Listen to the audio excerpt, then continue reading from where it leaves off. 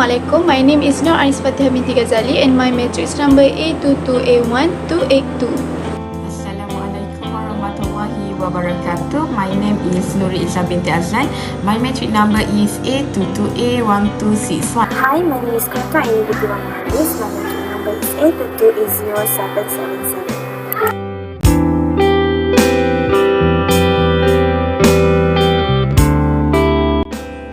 Now, I can explain the main problem of the global economic crisis. First, excessive national debt. The cause of the global economic crisis is the country debt, which is too large to be able to pay it. It's like a company. If you have a lot of debt or cannot pay it, you can be sure that the company will go bankrupt. Next is high inflation rate. Inflation is an event in which the price of goods and services increase over a long period of time. In fact, inflation is not always a negative thing, depending on whether the inflation percentage is high or low. Third is unstable economic growth. Another cause of economic crisis is economic growth in underdeveloped countries. The worse the growth, the more likely the country will experience an economic crisis. A clear example of a country experiencing slow economic growth is due to the current coronavirus. Last is superpower fail. In fact, if we look more comprehensive, and the global economic recession is due to the fail to achieve the value of solidarity between the superpower themselves. This economic recession will affect the economy not only in the country but also in the whole world. This effect also cities around the world.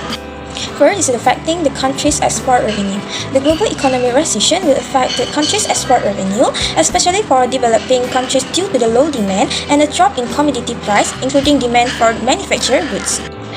Second is increase the unemployment rate.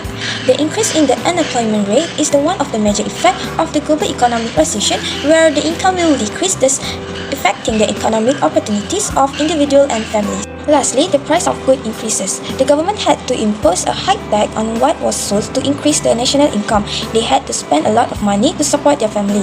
A government that is supposed to increase the price of goods will have a good effect on the country, but on the other hand, a bad effect will be felt on the low-income group. Continue about the cause of global economic crisis in 2023.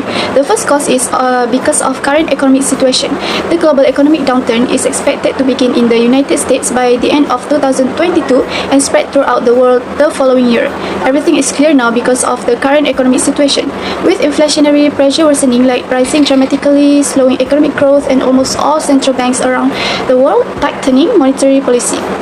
The chances of an economic recession occurring in 2023 are high.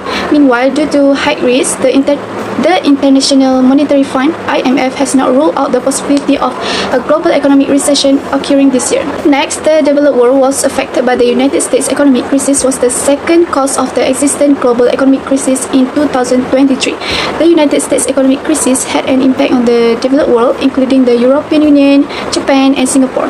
The United States economic downturn, combined with developments in the European Union, Japan, and Singapore, has had an impact on the Malaysian economy.